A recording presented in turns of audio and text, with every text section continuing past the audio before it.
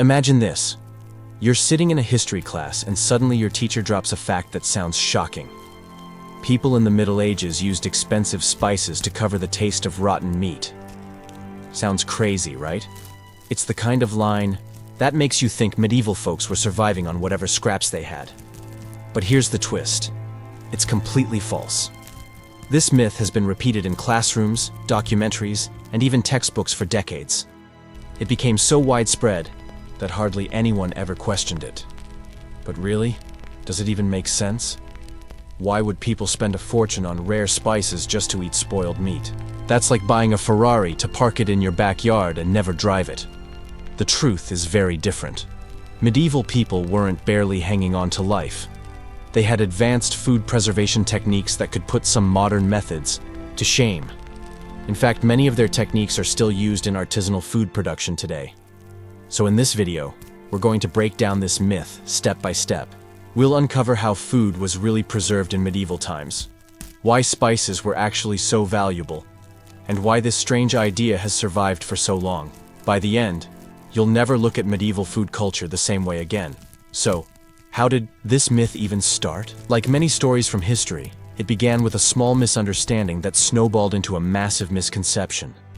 During the Victorian era, historians looking back at medieval recipes noticed frequent use of exotic spices. Instead of thinking, maybe medieval people just enjoyed flavorful meals, they jumped to the conclusion that spices were used to hide spoiled food.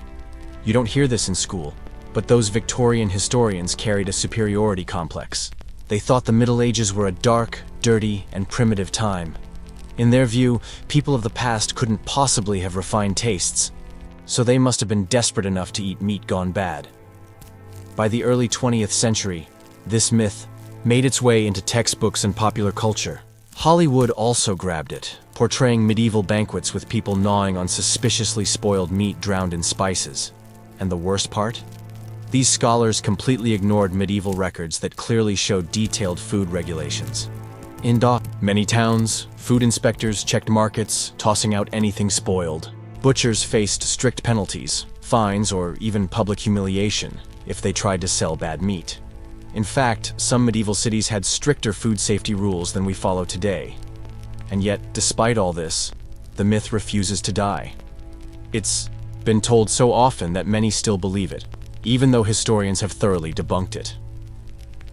Let's dig into the real story of medieval food preservation. If you think people back then were eating spoiled meat, you're in for a surprise. Their preservation methods were advanced, precise, and in many cases, still admired today. Let's start with meat, since that's where the myth began. The most common method was salting. But this wasn't just a pinch of salt sprinkled on top. They had different grades of salt for different meats, and the process was carefully controlled. Fish like cod, when salted properly, could last for years. That's exactly why salted cod became one of the most traded foods in Europe.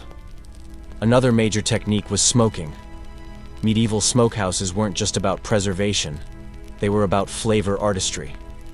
They knew exactly which woods to use for which meat. Oak for beef, applewood for pork, beech for fish. Every combination was chosen with intention, balancing preservation with taste. Many modern high-end meat producers still follow these traditions.